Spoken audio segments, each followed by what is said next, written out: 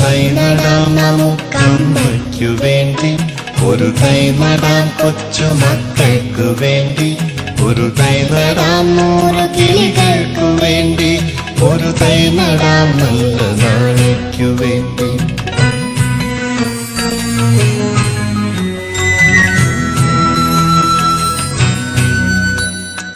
ഇത് പ്രാണവായുവിനായി നടുന്നു, ഇത് മഴയ്ക്കായി തൊഴുതു നടുന്നു.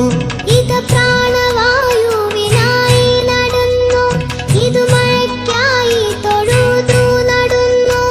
അഴകിനായി തണലിനായി തേൻ പഴങ്ങൾക്കായി 100 തൈകൾ നിറഞ്ഞു നടുന്നു.